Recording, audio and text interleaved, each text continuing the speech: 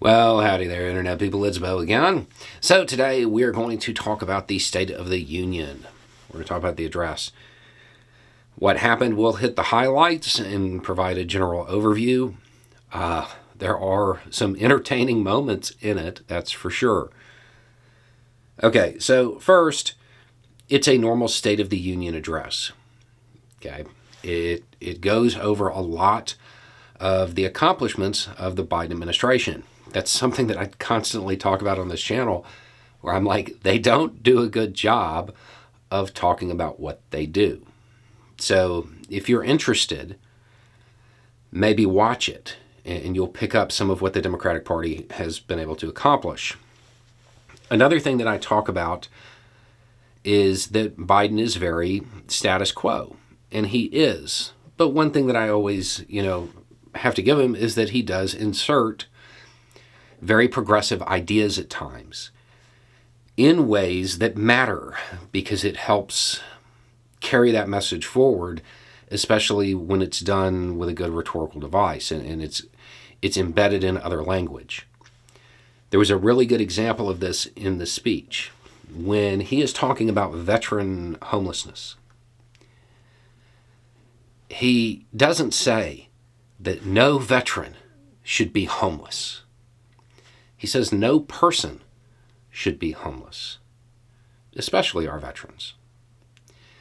This is one of those things that carries that idea forward.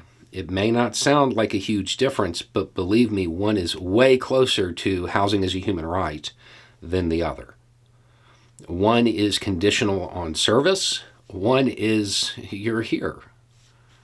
Therefore, you should have a place to be. There was a very unique moment that I am certain is going to be memed over and over and over again. And that's name me one. Biden got a little excited at one point, and he honestly sounded like a Southern preacher. He was talking about how democracies are kind of rising and authoritarian governments are in decline. This was in context of China and, of course, the framing, which we've talked about on the channel. The new Cold War is going to be democracy versus authoritarianism. That's going to be the framing of it. And he's talking about that. And he says to name a world leader that would want to change places with China's leader, kind of suggesting that China's really in check and it has a lot of walls being thrown up. And that's true, it is. We've covered a lot of the military and foreign policy stuff on the channel over the last week, but there's also a lot of economic stuff going on as well. And he got excited when he said that. And he repeated, name me one, name me one. And I don't know if it's just because it's the way that I talk, but I couldn't help that he was trying to say two things at one time.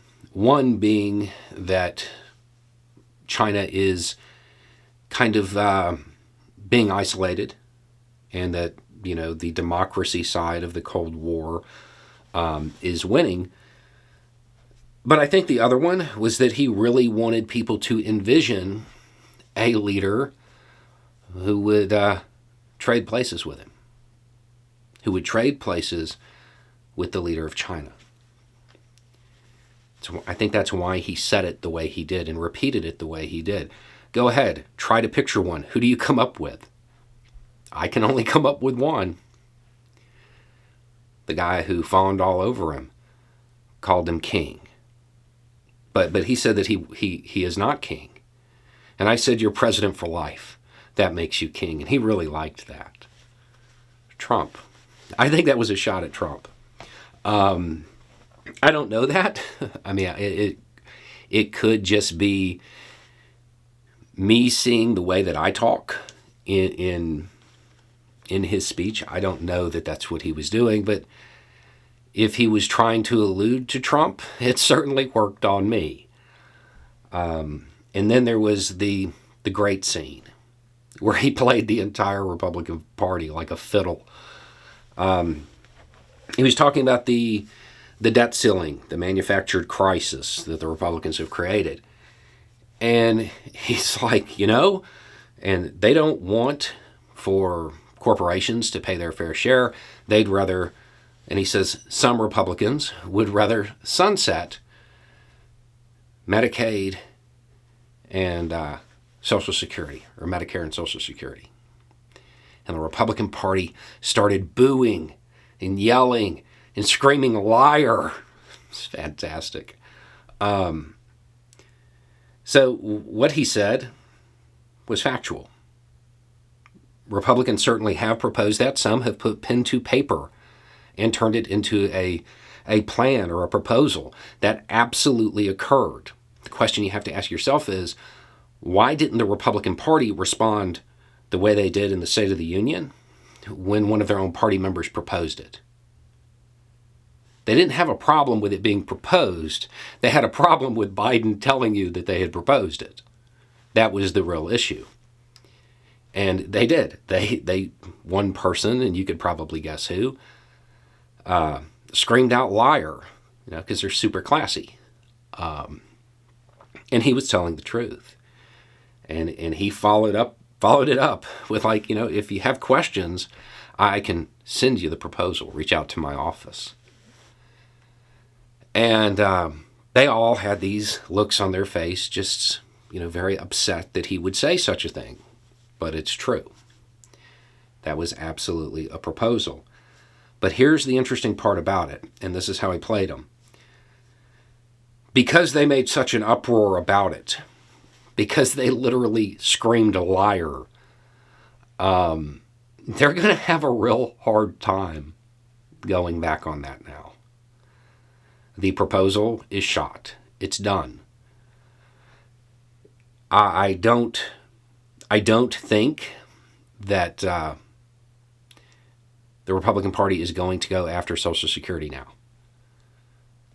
And I think that Biden accomplished that in that speech.